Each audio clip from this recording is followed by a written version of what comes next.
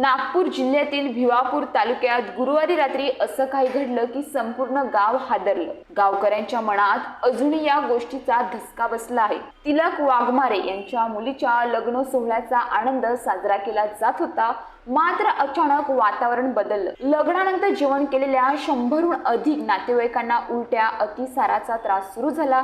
ताप आला आणि ताप कमी होत नसल्याने ग्रामस्थांमध्ये भीतीचं वातावरण झालं। रात्री जेवण झाल्यानंतर अनेकांना चक्कर येऊ लागली, काहींना उलट्या, काहींना अतिसाराचा त्रास। रात्री उशिरापर्यंत गावात एकच गोंधळ उडाला होता।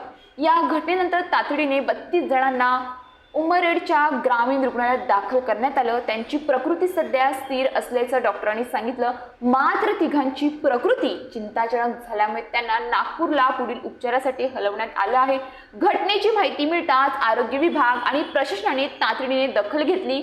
लग्नातील जेवणाचे आणि प्यायचे पाण्याचे नमुने तपासणीसाठी प्रयोगशाळेत पाठवण्यात आले आहेत।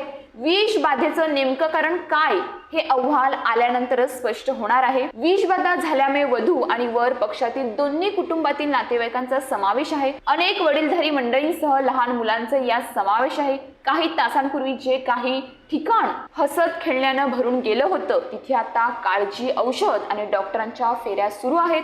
घटनास्थळी तातडीने आरोग्य पथक आणि प्रशासन दाखल झालं।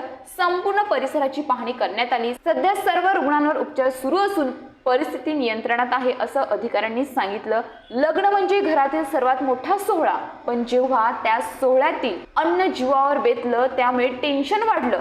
नेमकी विषबाधा कोणत्या पदार्थामधून झाली याचा तपास सुरू आहे। विष बाधित झालेल्या सर्व रुग्णांची प्रकृती सध्या स्थिर आहे, मात्र या घटनेमुळे गावात एकच खळबळ उडाली आहे।